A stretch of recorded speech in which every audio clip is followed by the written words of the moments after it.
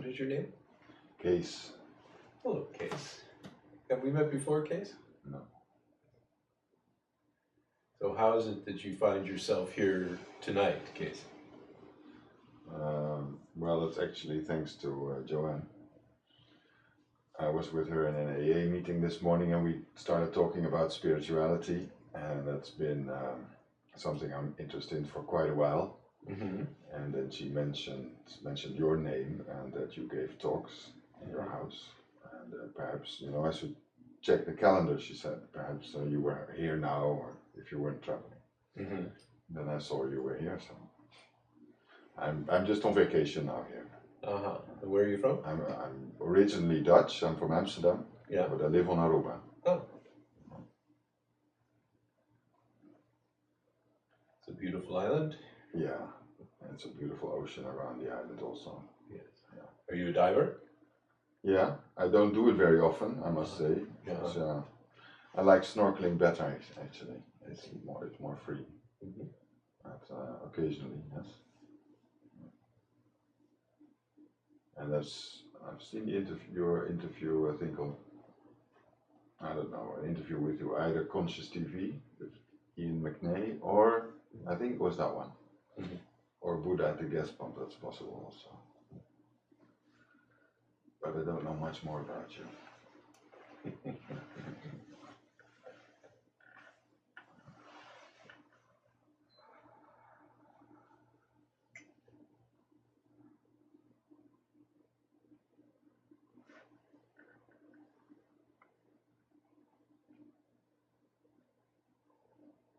Just another face passing on Conscious TV or Buddha at the gas pump? For me. No. That's what I am.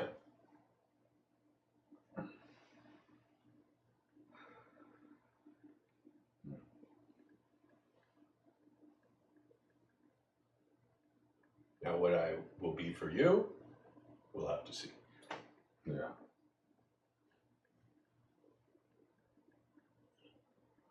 You say you've been interested in spirituality for a long time. And what flavors of spirituality have you been interested in?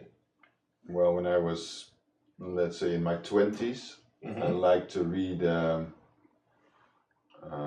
especially the mustard seed of who was then still called Bhagwan Sri Rajneesh. Mm-hmm.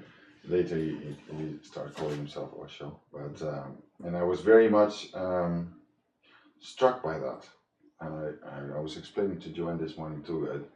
I thought this is true what I'm reading here. And I was a student then. I was studying my own language, Dutch language and literature. Mm-hmm. And I like reading. I like novels. I like writing also. And I thought all that is child play in comparison with this. And but I also was afraid of losing touch with the world if I would be more interested in this. Mm-hmm. And I didn't like just, I think there was still the ashram then in, was it Pimpuna? Of Bhagwan, of Osho, and people dressing up in orange, and I would never see me do that actually. It was very far away from my world, the world in which I was grown up, and mm-hmm. people around me.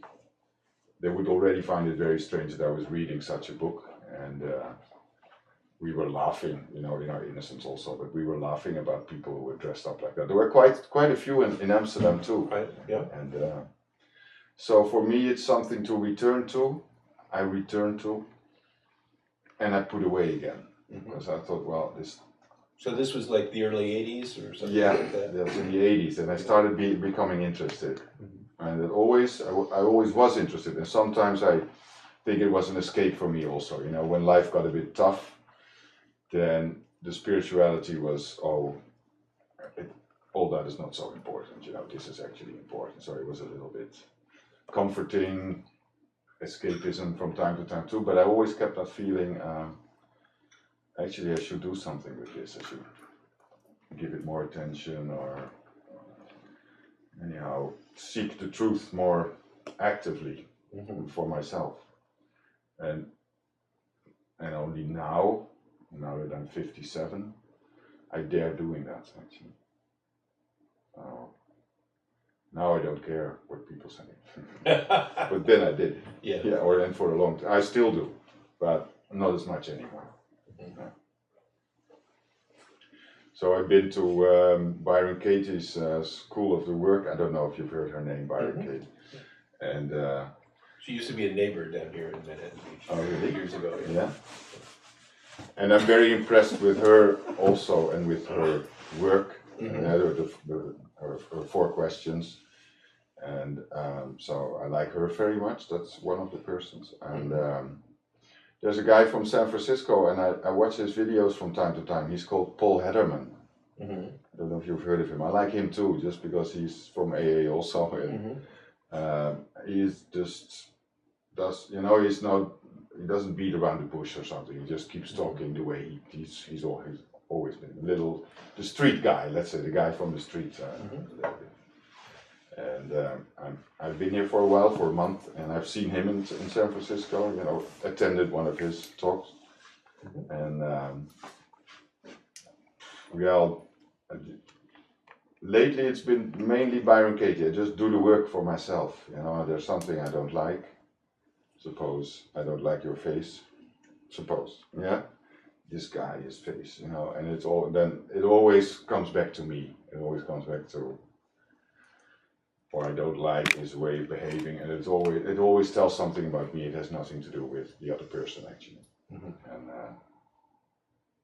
that is every time I think I do the work is a little bit enlightenment. It's a little bit self-realization, as Katie says that too, but I really feel it that way also. I realize my own, let's say, bad habits. I acknowledge them. That's realizing also, and realizing it's not the other person's fault or something. And it's just as it is also, and being able to accept it. So that's, let's say, every time I do this work, I go inside and I conquer one centimeter of enlightenment. Let's put it that way. It's just so there are so many thoughts that are actually erroneous, and just thought by thought by thought by thought, it's trying to decreate your world or uncreate your world actually. And that is a tool for me. That's very practical. Because a lot of, I don't know how you think about it, but a lot of teachers tell you more or less what enlightenment is, but not, very often they say, well, there's nothing you can do about it, and that is a little frustrating for seekers, of course.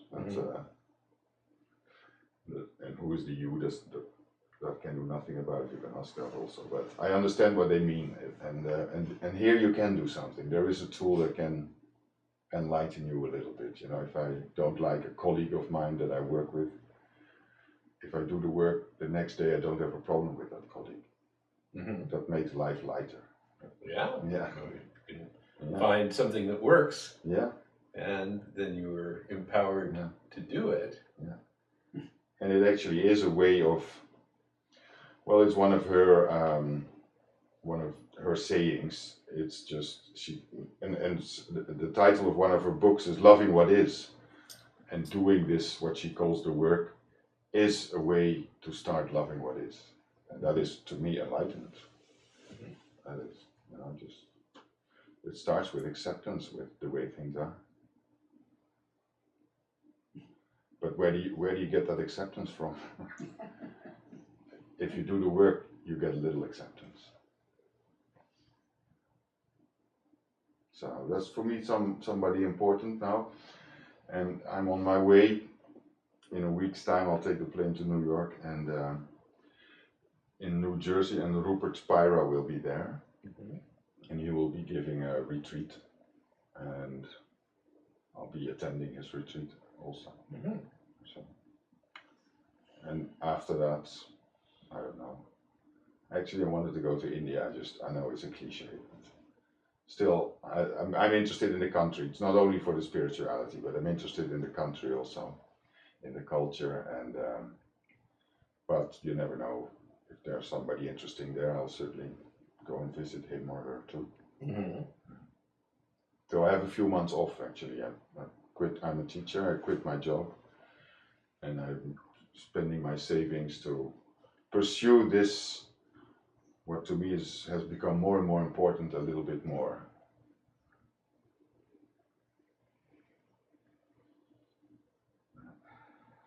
See where I end up. The moment you're right here. That's good. Well, we'll see. Yeah, we'll see. Yeah. No, that's a good one. Yeah.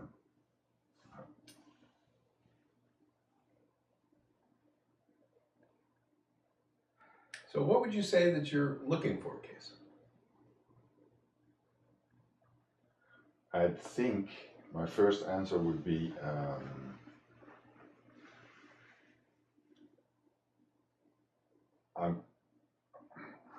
I'm just going to say it, even though it sounds very. Go ahead. Yeah, I'm looking for truth. I don't want to be. What you hear often is. You can hear somebody enlightened say, "This is not real." Well, to me, it's very real. Mm-hmm. And then I don't know, and then I think, what do they mean by that? Mm-hmm. And if they say like Osho does in the mustard seed in one of his lectures, there he's saying we are all wearing masks the whole time. For that occasion you wear that mask, for this occasion and I feel that very. I'm always wearing a mask also. So there's this. That's another way of saying it's not real. There's this play going on the whole time, more or less, and there's. So we're not very honest. Let's put it that way, or at least I'm not very honest. I could be more honest. I don't know, but. So is the play real? The play looks real, yeah. That is reality for me, at least. If somebody is behaving in a way that's perhaps very dishonest, is still behaving that way. Mm-hmm. And for me, that's reality at that moment. Mm-hmm.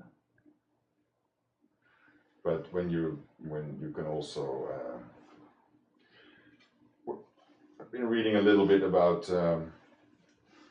the Chinese, the Lao Tzu and this, I don't know how you pronounce that name, Changtse or something. Changtse. Yeah, Changtse.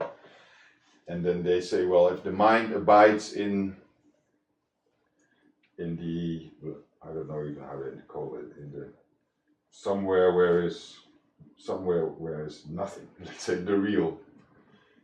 If the mind abides there, then it's apparently clear that all this is just form, coming and going, and not real somehow.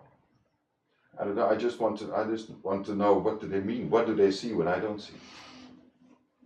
Well, yeah, I think all of those are tremendously great questions, and one of the difficulties you run into, of course, is particularly when you're reading the Tao Te Ching, is that it is the most translated text ever. And it has been done brilliantly, and it has been done horribly in accordance with the understanding of the translator. That's true. And there are some, so you're starting off and potentially with quite a big handicap, depending on what the nature of the translation is. And even in the best of the translations, the message is not obvious. The message is implicit rather than explicit. So you read the words, which are explicit, and the danger is that you mistake the explicit words for what the words are implying or pointing to. And Lao Tzu spoke to that problem in the first lines. He said, the Tao that can be named is not the true Tao. And that's a pretty direct kind of statement. Of course, depending on whose translation you read, but I truly believe that was the intent of those first lines, to point to the fact that the Tao that can be conceptualized is not the Tao that is being pointed at. Mm-hmm. And of course, the proof of this is in the fact that he didn't stop there. He didn't simply say the Tao that can be named is not the true Tao, and then he went out to lunch. He finished that poem and wrote 82 more about the Tao. That as soon as you name it, isn't it? So that's potent in example of the fact that there is, at least in Lao Tzu's mind, some value in the pointing. There wasn't, there would have been no further statement. So, just the Tao that can be named is not the true Tao. So, let's have lunch. Period. But implicit in the fact that there is the Tao Te Ching is the sense on Lao Tzu's part that the pointing can be of value. And that the fact that it cannot be conceptualized does not diminish the seeking. So to say that the truth cannot be known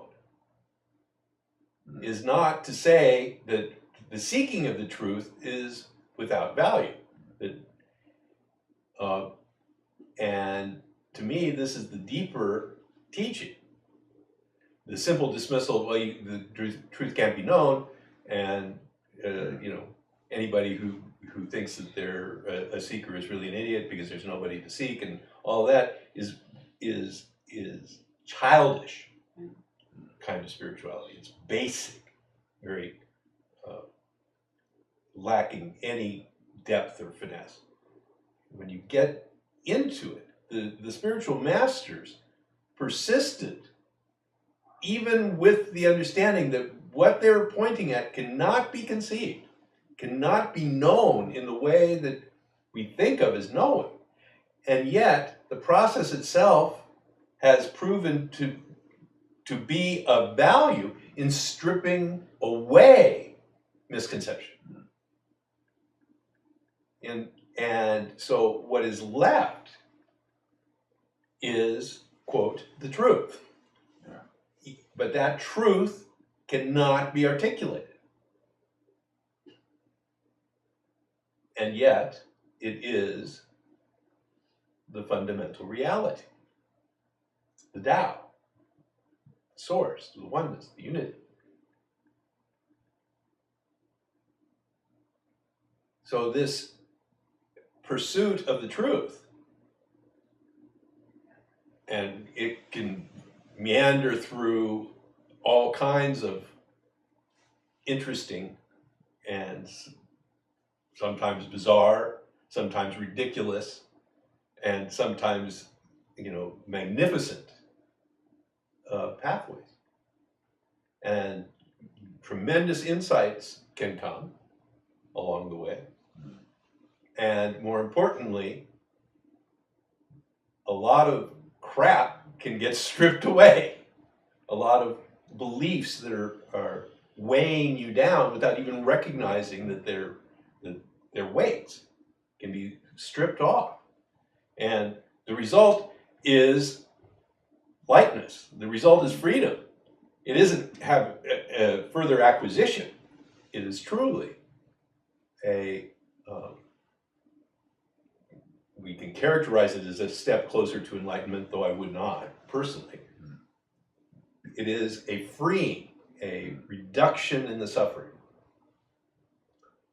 And for me, I have no reference point in enlightenment. I'm not an enlightenment teacher. What I'm concerned with is the reduction in suffering, in life. And when you say that your concern was that by pursuing, this kind of stuff, that you would lose your ability to function in the world, so to speak. That's what I thought then. Yes. Yes. And that is not unusual fear. And a lot of spiritual traditions suggest that the only way you're going to make progress is by leaving the world of the householder, the family, of the work, and to commit yourself either in a monastery or in an ashram or in a cave or in the forest, but where you go and you isolate yourself from all worldly concerns and strip yourself of all worldly goods and become cleaned of all passions and devote your entire energies to this pursuit of God, truth.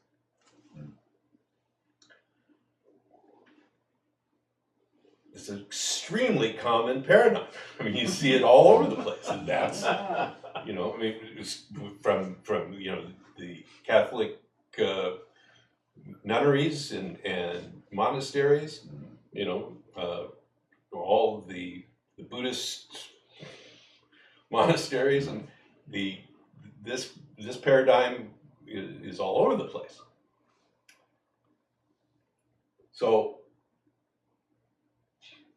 what intrigued me when I met my guru, this fellow, Ramesh Valsekar, was he was the retired president of the Bank of India.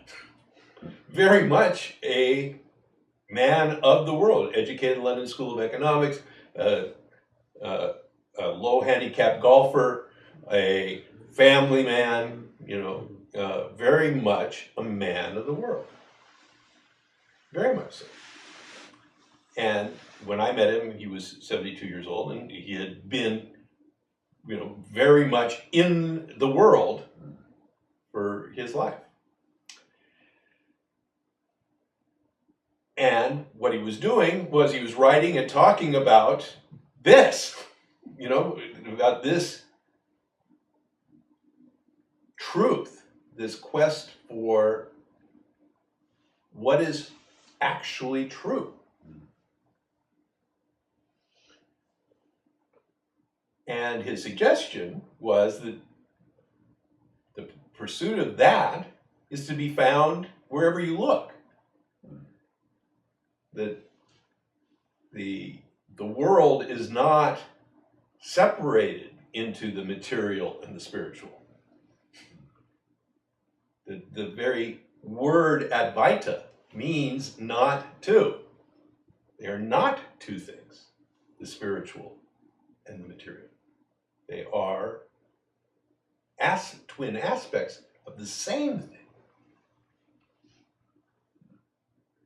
And so his teaching, and what attracted me so much to it was inclusive. It included everything. And excluded nothing.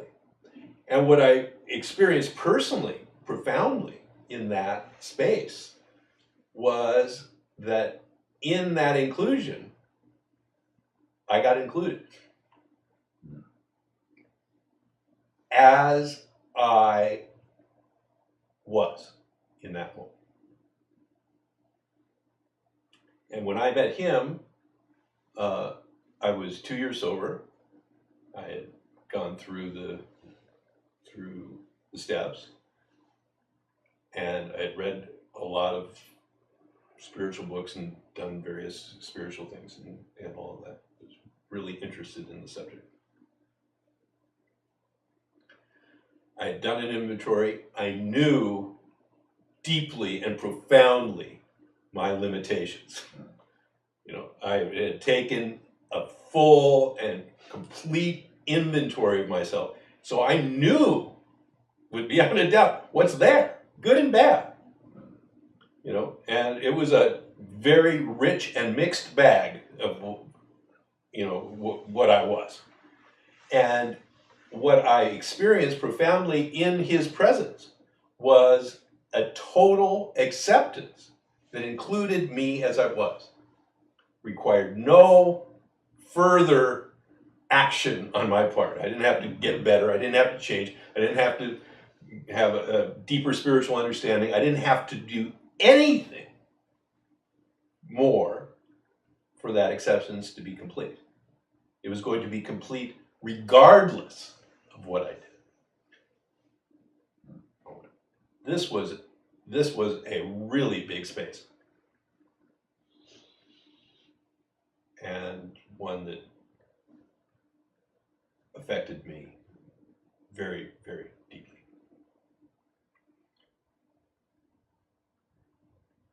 So what I experienced that as, personally, was love. I felt the love of total acceptance, and I responded with a very, very strong personal kind of love. It really surprised me, because I was not the kind of guy who was going to go sit at the feet of some Indian guru. I mean, like you know what that feels like. I'm not that kind of person. I don't do stuff like that. You know, that's for people in orange robes and, you know, who do shit like that. The spiritual hippie type people. They do that, but I got a brain, I got, I've got it more together than that. I wouldn't do something stupid like that. And yet, there I was. Truly, my heart just burst open. It was quite surprising.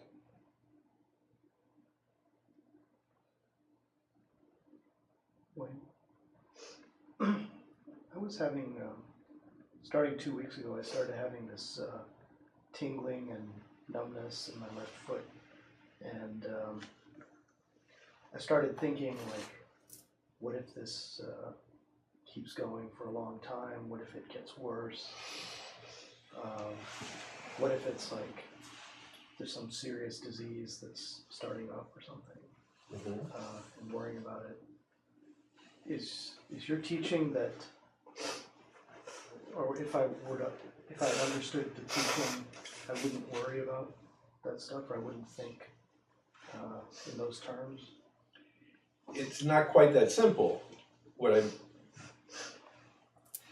imagine would happen in the absence of the sense of authorship, involvement by this sense of authorship. You would feel the tingling, go, this could be not a good thing. I think I'm going to get this checked out. Because obviously I don't want a bad thing to happen to me. So I'll check it out, see what it is. You see, the projection of, and the worry, as it were, what if it's a bad thing? Then what? What will I do? What makes that suffering is the next step, which is, what will I do? How will I manage? How will I be able to cope with this bad thing should it occur? It is that secondary involvement which is where that becomes suffering. And it's subtle. How will I be able to cope with it the same as thinking like it won't be pleasant to have this long-term experience of whatever pain or something? No, I mean, obviously that's true. If there is long-term pain, it's not going to be pleasant. Okay. I mean, that's a simple recognition of the situation. But How long? Okay. But that's kind of like, yeah, and if the sun burns out tomorrow, we're all going to freeze, which is true.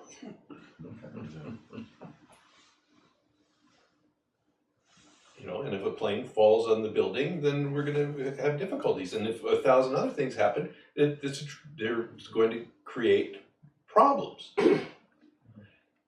All of that's true. What makes this such an issue for most people is that something else gets involved. And that's what we're kind of pointing to, that there is this other component that you may recognize if you look into it a little more deeply, and particularly with this pointer that we have here of the false sense of authorship, the sense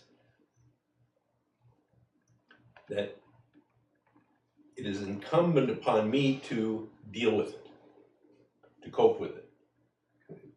I'm the manager. I have to manage. I have to somehow do it. Okay. You know, and then with that sense comes the automatic reaction of, what if I can't do it? What if I'm not able to do it? I know I'm profoundly limited in a lot of ways. So, you know, what if I can't? Then I'm really going to be screwed because I have to, and yet I can't.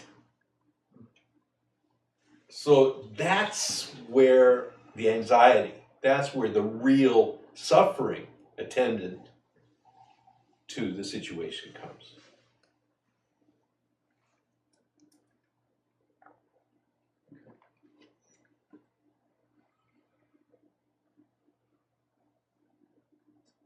And that always comes after the action, right? Always comes after. There's a secondary involvement. So, I mean, the primary involvement is, what if this is a bad thing?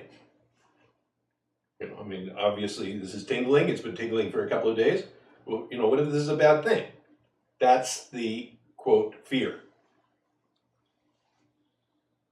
The suffering is in the secondary involvement of that fear.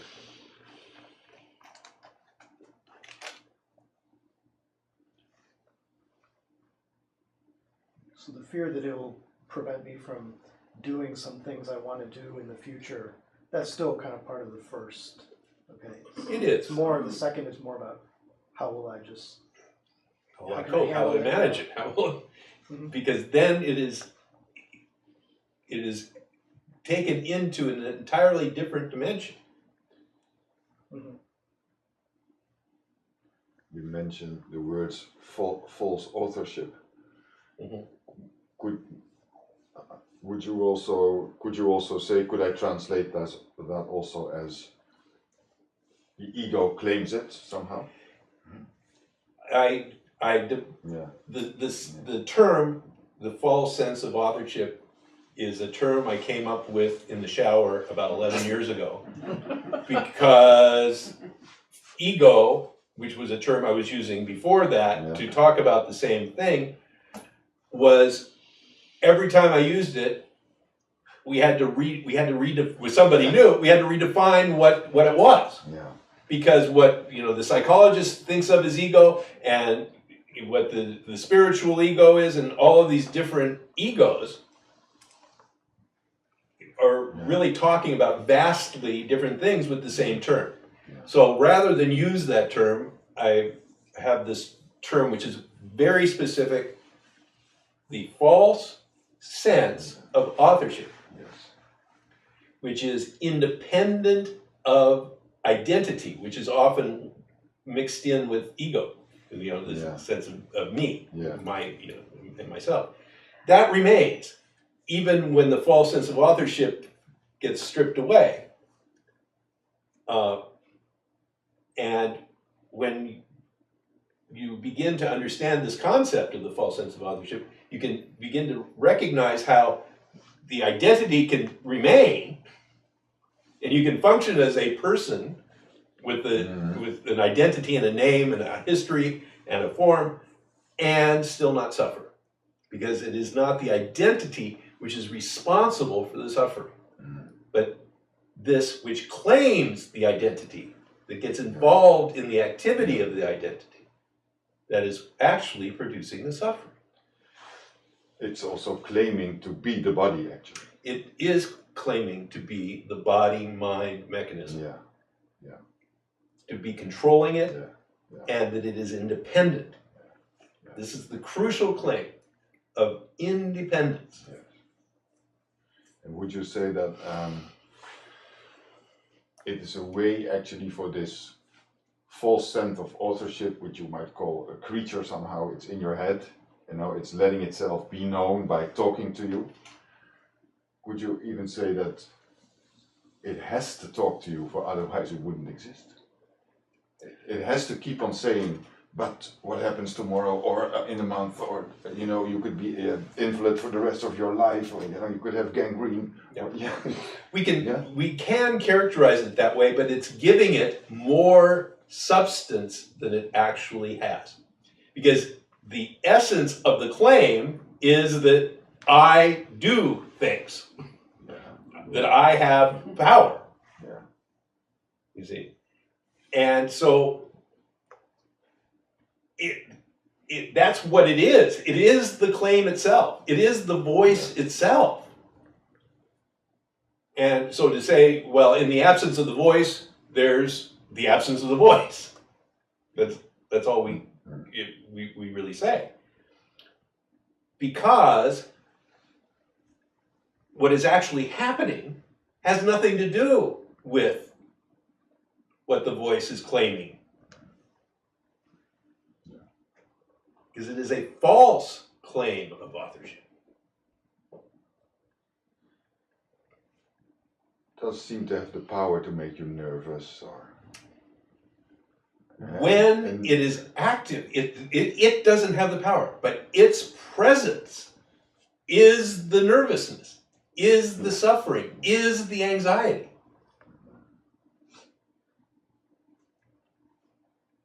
and it makes you do things. It might It make doesn't. you nervous. It claims to do things. So the nervousness, Yeah. ultimately, even the presence of this nervousness, this anxiety, is the functioning of the universe. I mean, it's what's supposed to be happening in this moment. Because it is. It is what is. But even this claim of authorship attaches to that, saying, well, if I get myself out of the way, then everything flows great.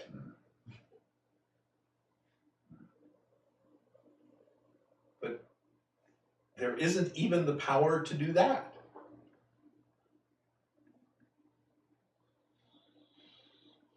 There's only the claim of personal independent power. Which, if we now come back into the realm of the 12 steps, is the essence of the program. We were powerless over fill in the blank, and our lives were unmanageable, meaning we did not have the power to manage our lives. That's it. That's the whole thing in a nutshell. Completely. It's just that like nobody who comes in ever gets that. You know, I mean, if you got the first step 100%, there's no need for the next 10 steps. Absolutely none.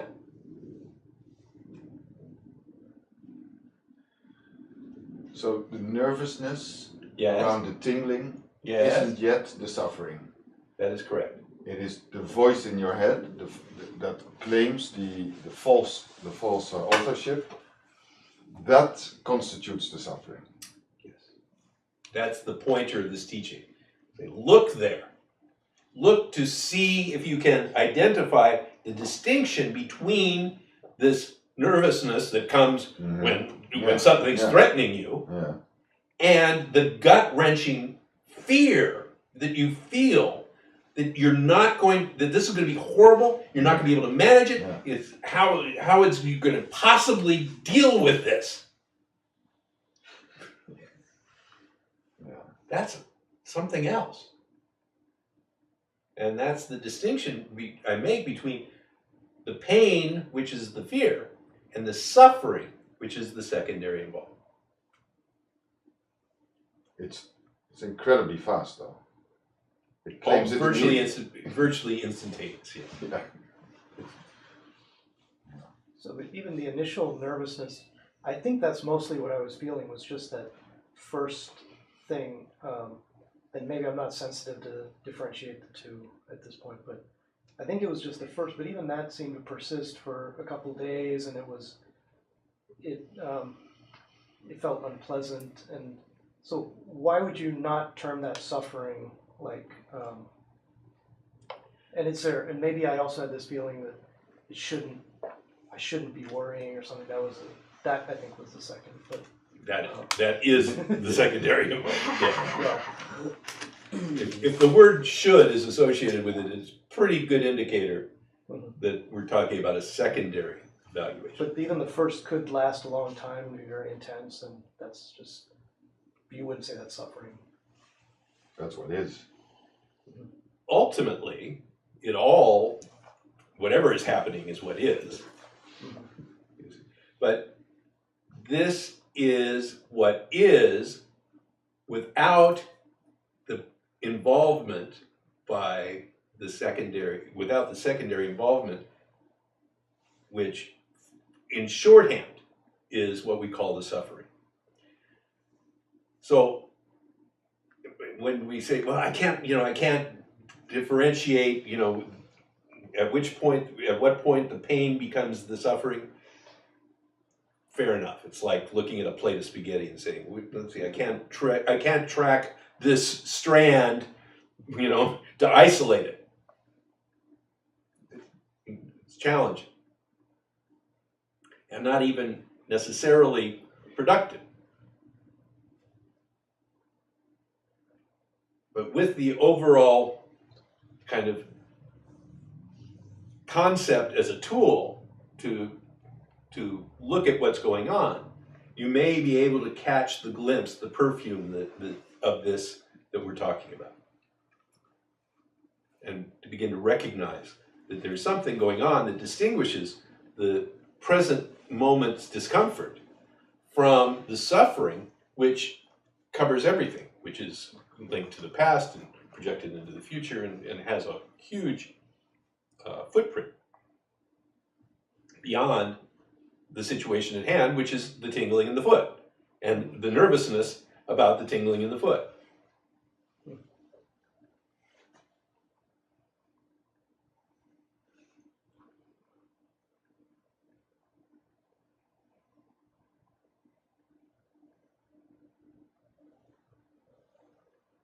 So if you were like locked in a dungeon and constantly being beaten for years in a row, but you didn't have suffering, you would find that like there was no involvement of sense of authorship. You would say that's preferable in some sense to living a nice life outside and having that sense of authorship. In a sense, Okay. in a sense, yes.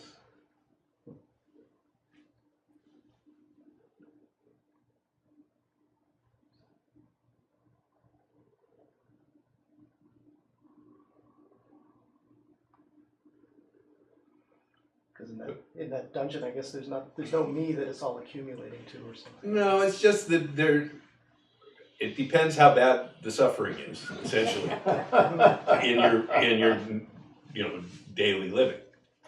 Yeah.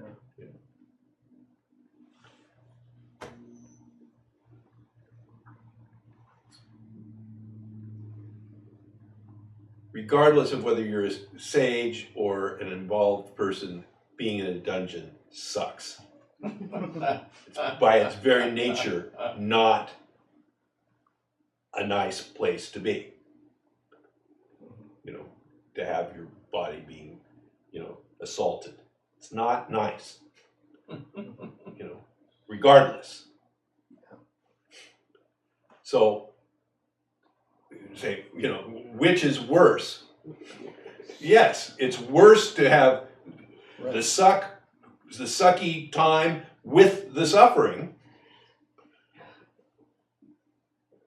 than to have the sucky time without the suffering. That's better. Now we're going to try and compare this apple to the orange of a non-sucky time in general with some bad moments in which there's suffering. Which is worse? It's kind of a...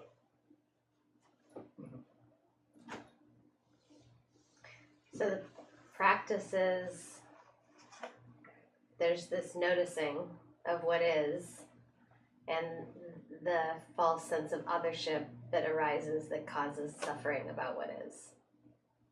The noticing of what is, what do you mean by noticing of what is?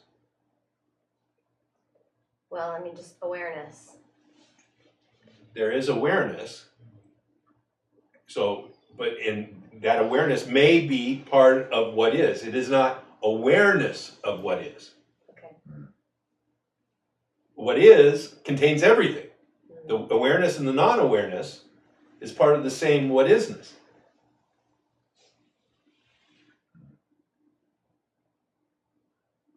So there's not somebody, I'm not noticing it. That's the... Yes. So there is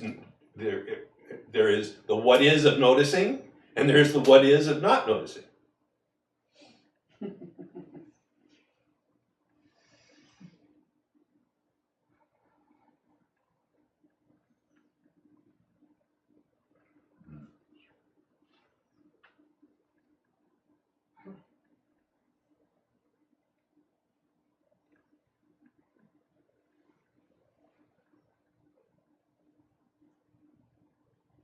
I remember this feeling of like, it's all gotta go. Like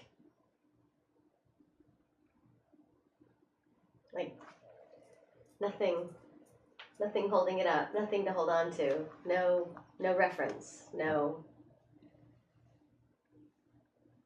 Yes.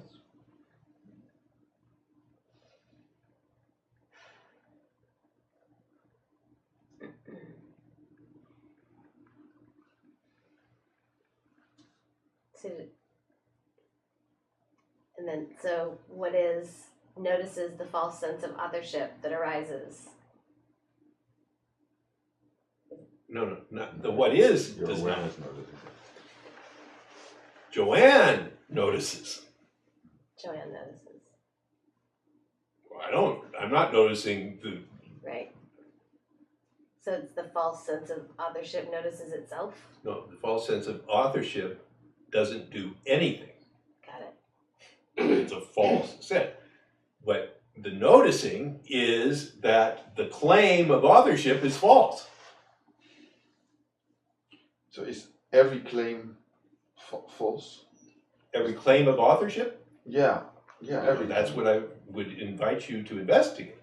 Say, are any of these claims of authorship legitimate? They're all stories. Yes, we can, but that starts to get messy because everything that is a story, really. Yeah. When we come down to it, it's our story. So when I say I was born in 1961, that was when I was born. And so you could call it a story, but that's not false sense of authorship. That's just a fact. No, that's a story. That is a story. No, it is a story because 1961 is a story. There is no 1961. It doesn't exist except as a shared story that, you know, this many revolutions of the earth after this guy died, which we're using to measure, is 1961. No. But really, it was just a day. You were born on a day. It's in my passport though. Yeah. But would you say, if I would say I was born, would you call that also? Would you also say that's false authorship? No, I wouldn't call any of that authorship. No. The authorship has to do with the sense that I am a independent entity that makes things happen from my own power. That's authorship. Okay. I wrote this book.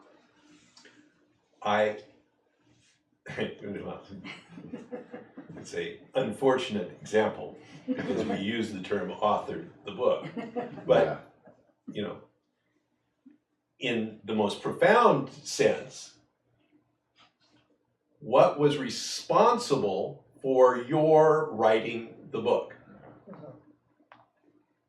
This is what we're looking at. Ultimately, you wrote the book. You did that. That we can conveniently tell that story that you did that. I didn't do that. That this body mind mechanism did that. But the authorship has to do with what was ultimately responsible for that action to take place. Was it you? This body-mind mechanism? Is that what was responsible? That's what we're looking at, asking that question. What is the source of what you do? Okay, so you're not asking the question. You can ask two questions. You can ask the question, was this body-mind responsible for, you know, the words that finally got written onto the paper? Yes. Or was it the voice in my head, you know, the claiming voice that is responsible for, like, I did this and I'm proud of it and you see me. Well, the claiming voice, if it's there, does say that. I mean, that's what the claiming voice is. Yes. I did it. It was me. Yeah. But what we're looking at is that claiming voice true? Was it you as the source of that writing? Because I see the claiming voice as different from this body-mind organism, let's say. There are two things, aren't they? Like when you sit in meditation, you really see this like thoughts. You more or less see them come up, and sometimes, you know, they disappear, and it's just for a few seconds quiet in your head, and so there's the voice seems to be not really seems to be something extra. You have the body mind, and you have the voice in the mind.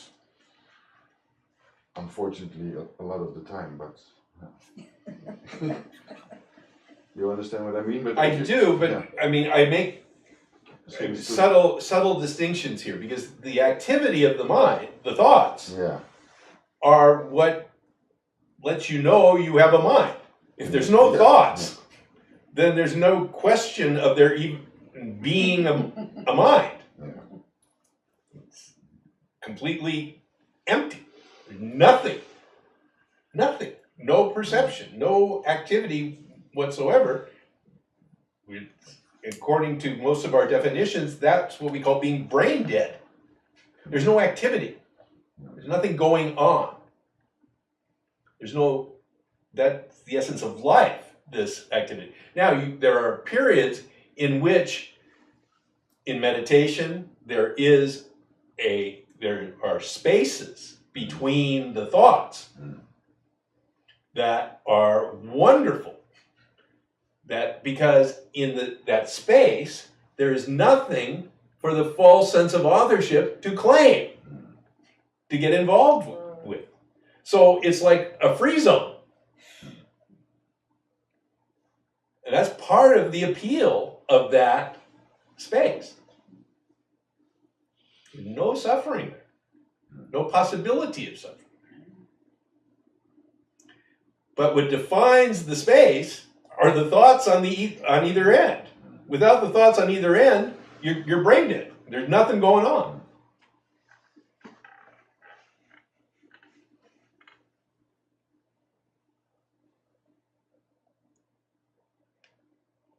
So everything is just happening in real time. I don't know, when I'm looking at what's claiming afterwards, I start to just become in real time, like the actions are happening and I'm just watching everything happen.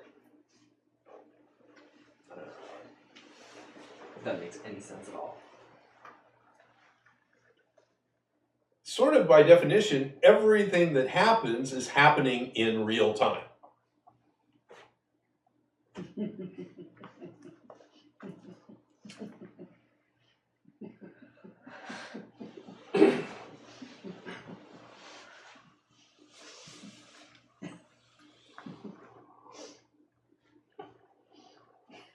It's like I'm letting myself be as however I want to be, and I'm trying to get this thing that imposes itself on me, like I'm letting myself move however I want to. Just I need that. Like I feel like I'm just constantly trying to control myself. Constantly. Mm-hmm. How's it going? It sucks. Exactly. But I can't stop. I trust that as well. But that's just what's happening. That is what is happening. I take out the just.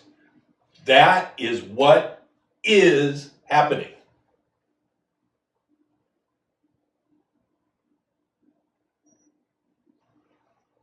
And it's an interpretation. I'm controlling myself all the time. Yeah, I mean, this teaching would, if you're feeling that you are controlling yourself, Yeah. then this teaching invites you, encourages you to look more deeply into the nature of that control.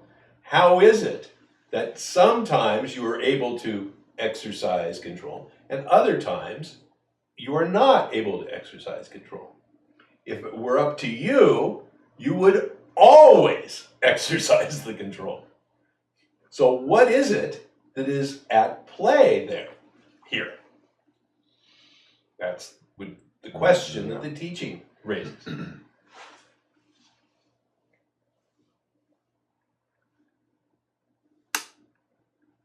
So is the control the false sense of authorship? No, it is the claim that you are managing this control. Sometimes you can control things. I, in this moment, am able to control my arm to bring the glass to my lips. I have a friend who has Parkinson's disease. He has the desire, he has the intention,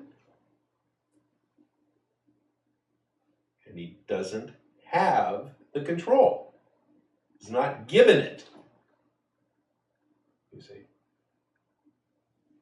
So the question is, what gives us this control that we do have?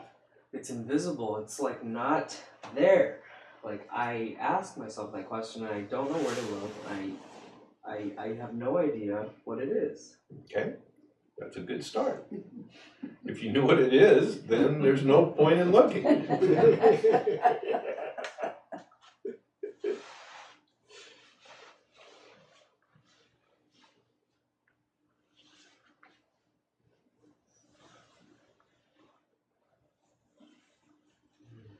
Would you say then there's no I having this control?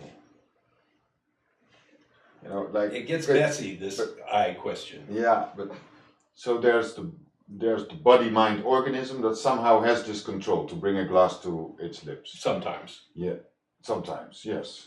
And so like right now, you did that. You had the control. At I that had, in moment. that moment, I had the control. But there was no. So this body mind organism has that control. Had that control Had that in control. that moment Yes. to do that thing. Yeah. Now, we then can approach it in a number of ways. One is to say, what do we really mean by control?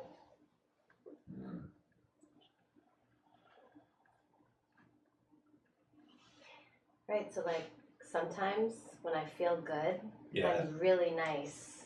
I'm wonderful. I'm Mhm. kind and amazing and I help people and I light up the room. Right? And then other times I feel really bad Mm-hmm. and I'm nasty Mhm. and mean Yeah. and short-tempered Mhm. and frustrated Yeah.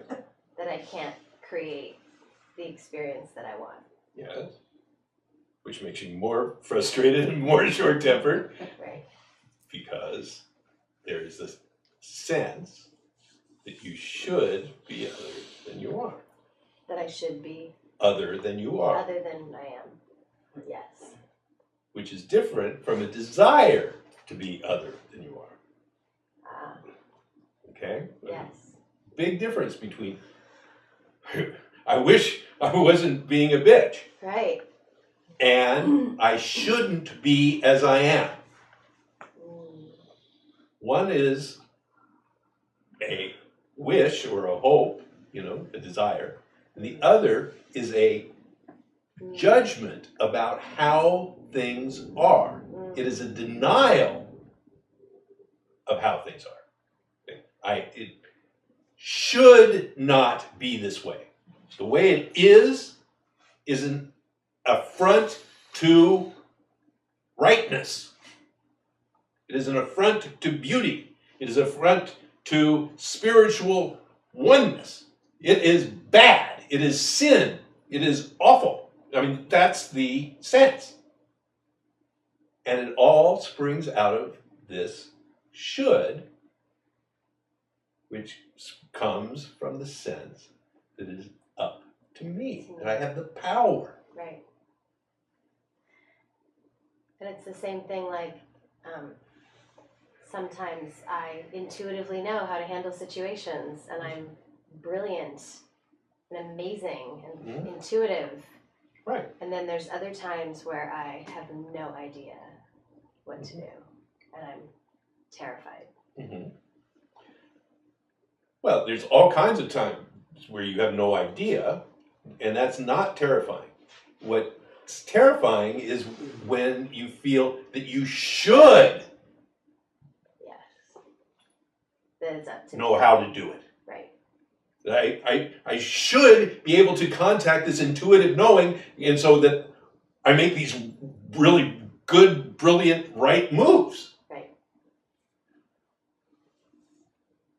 Right. Yes. That's the suffering. That's the agony of that place. And so we're looking at, is it true? Do you fundamentally have the power? Or is this intuitive, what we call intuitive recognition, a gift? It is simply the absence of the claim of authorship.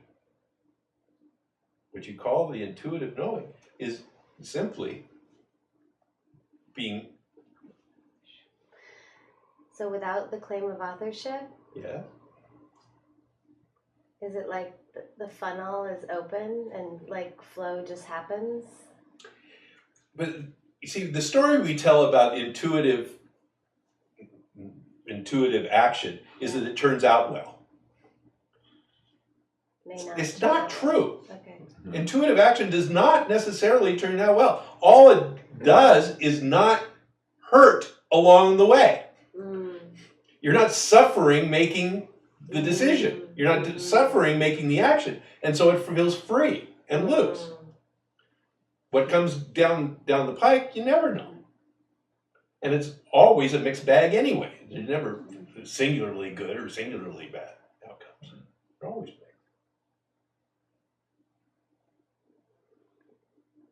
But the process itself, in the absence of the agony of this personal authorship, feels free and open and like the movement of the universe. Because it is! But in this teaching, the pointer is, it all is. Even the involved thought, even the agony is the movement of the universe. It all is. So how do you communicate this in a way that doesn't make it seem like you're making personal claim to everything? Just not necessarily for other people, but like just to be in your own integrity. Like if words matter and your words influence your experience,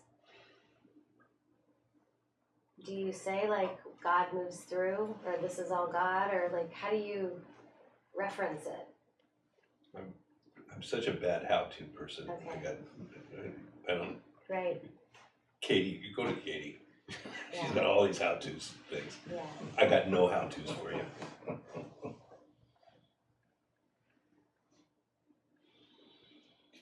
Just pointing you to what is.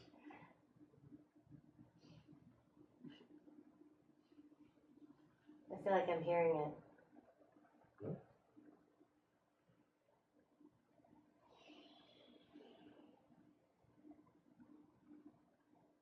It's like every time I ask a question, I feel that it's me asking the question. Like right now, it's me. It is you asking the question. He's not asking the damn question. What I'm trying to say is, I know it's me asking the question, but the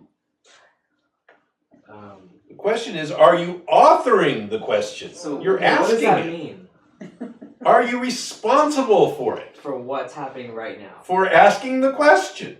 So talking to you. For the words that are coming out of your mouth, are you responsible for that? It's the question. Yeah, so I am, so to go back to this example of writing a book, I write a book, but you would say it wasn't me who was responsible for writing the book. It's not the voice in my head that was responsible for it. That claims all the honor. It is the voice in your head that is writing the book. It is this body-mind writing the book. The quality of the book is dependent upon the nature of this body-mind.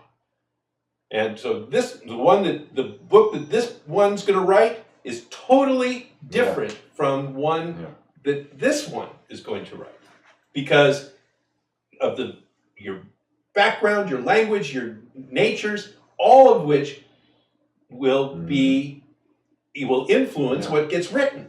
Yeah, but is it really me writing the book? Well, okay, now we get into who is this me that we're talking about. So, yes, it is me, Case, writing the book. It isn't me, Wayne, writing that book. So, yes, the me is writing the book if you define the me as Case. Yeah. But what this teaching is inviting you to look at is, what is Case? Yeah. What is this me that's writing the book? Is it independent of everything else? Or is it an aspect of everything else? If it's independent, then what you do independently. So then case, as this independent entity, writes the book from his own independent power. If case is not a independent entity, then the book is being written through case by what case is fundamentally.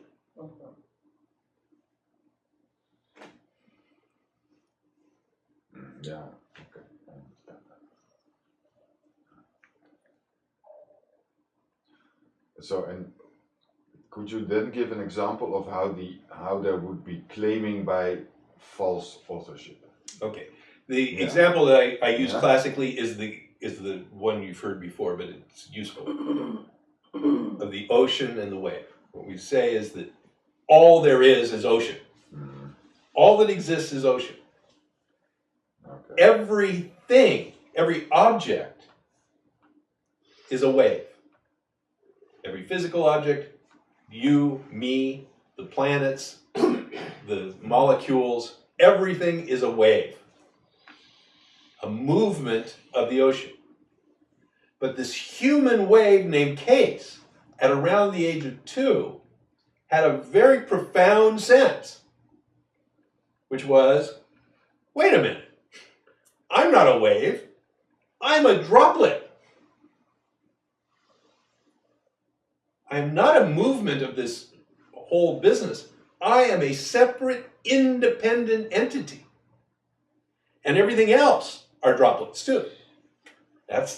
So this paradigm shift has occurred within the wave named Case. Now, the paradigm shift does not make Case a droplet. It is simply that this wave, Case, has the false sense of being a droplet. So the writing that happens through this wave Case, because he perceives himself to be a droplet, says, I, as this droplet, have written this book. When there is the recognition of what Case truly is, what this me is, then, and the truth is recognized of what you are, then if I would have to answer the question, who actually wrote the book? Who wrote this book? You could say, well, it was written, I like that how you said that, through this person or this body, mind, organism, whatever you want to call it, through this body. Mm-hmm. But who or what actually wrote the book? You could only say the whole world wrote the book. Something like that. Yeah. Because if this body didn't have these experiences and wasn't in the world somehow, we could never have written anything. In that sense. Yeah.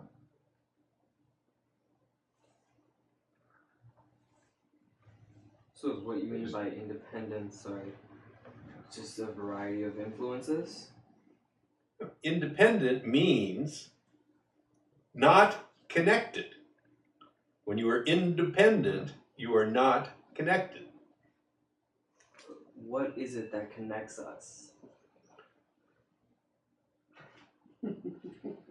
What is the water, essentially? Is it consciousness? Is it an invisible ocean-like thing that passes through our bodies? The Tao that can be named is not the true Tao. So we use the term ocean or Tao or unity or water or essence or energy or whatever to talk about it, but it's not it. We're only pointing you to look at what is this that you are, that animates you.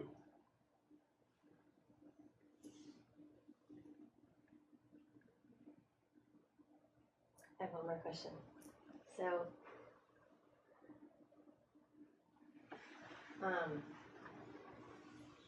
there's these preferences to be around more pleasant people, more Get in line. right. Yeah, of And course. so it's fine that there's this natural migration toward consciousness, more conscious beings, and So you would think they're nicer? Just because they're, quote, more conscious? well, It's a Not pretty narrow necessarily. definition. I was thinking more like, yeah, I would rather hang out with parents and families that are like really loving and nurturing to their children. I would call that conscious. Oh, okay, but that's loving and nurturing. Loving and It's- nurturing, okay. And just less interest with less pleasant things or things that you resonate less with. And that's fine to have that, but there doesn't need to be like a judgment or creating a sense of separation between what you prefer and what you don't prefer. But there's an inherent separation between what you prefer. I mean, there has to be a separation in order for you to distinguish between them. Okay. I mean, you say, this is one thing and this Right. is another thing. You know, I prefer this and I don't prefer that. Right. That's not where the suffering lies. Right. Preferences happen. Okay. So The suffering is in the judgment, the judgment, if you like, the should, the should. that which you don't like shouldn't be. Right. That So it's totally fine. it's not fine. It's not fine. You don't like it. I don't like it. If you don't like it, it's not fine for you. Right. But it is. It is. So this is when we talk about what is. What is?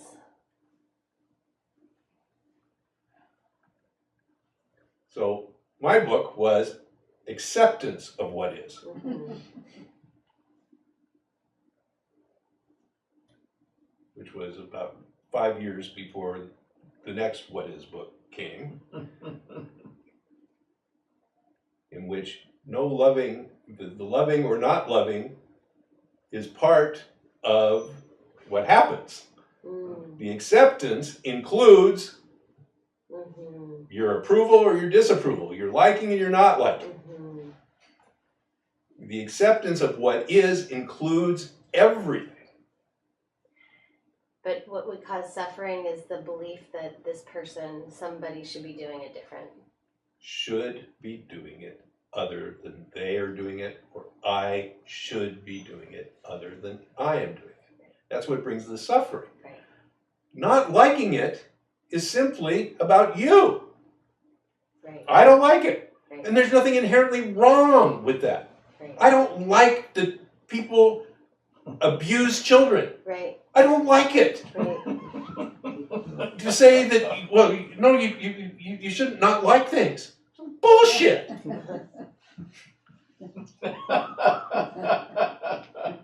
Right. There's things I don't like. Right. But what is absent is the sense that what happens shouldn't be. Right.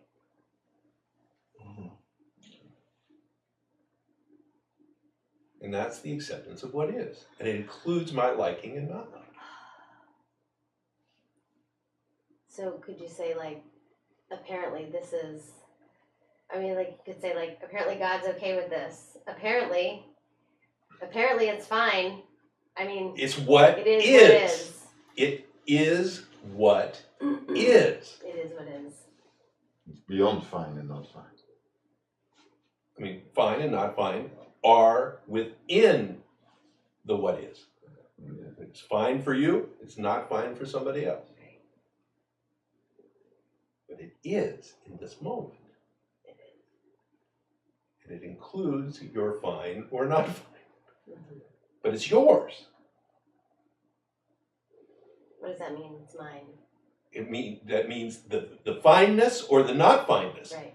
the liking or the not liking, Right. the desiring or the not desiring, are yours. Right. That's what makes you you. Mm. Because what you like and what I like are different. Mm. What's fine with me and what's fine with you are different. But that doesn't diminish your reality. The fact that I have a different one. Mm. So like judging myself or shaming myself for not seeing everything as neutral or feeling triggered by certain things or going, yeah, Yes. causes suffering. You know that from your own experience. Yes. Because you feel, well, I lived in this community for this many years and everybody says that I should be this way and I'm not. Well, sometimes I am, but other times I'm not. Mm-hmm. And I should be different. That's suffering. Yeah. Because in the privacy of your room, when you leave, when the group's dispersed and you're alone with you and you know what you are. And when there is that, and the should attaches to it, there's suffering.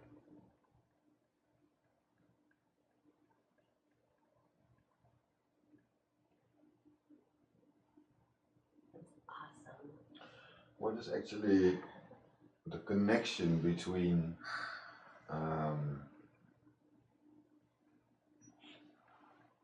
shoulds, yeah, and the fact that we're not independent, separate entities. I mean, why do we think we are independent, separate entities, and why do we have all these shoulds, or these shoulds make us? Do you understand what I mean? I do, but I have no idea why the universe is this way. What's the good of it? I mean, why? No, I don't. Yeah, I didn't. Because we're separate entities, we have all these shoulds. I don't see. Could you live as a separate in the illusion that you're a separate entity? Could you live in that illusion and not have shoulds? Or do they always go together? They always go together.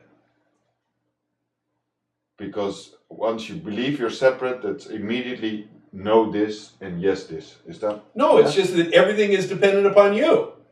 And so your standards are fixed. I mean, you say, I believe this is right. And I have the power to make things happen. Now, that's the belief. That's the sense. Yeah. It's not even a belief, it's the sense. But the reality is that you do things that are contrary to your values. I mean, because that happens. Yeah. Because the reality is you don't have the control. Yeah. You aren't independent. That's the reality. Yeah. But with the sense that you are, then this conflict between the two manifests the should automatically. And the suffering. So they come together. Thank you. You're very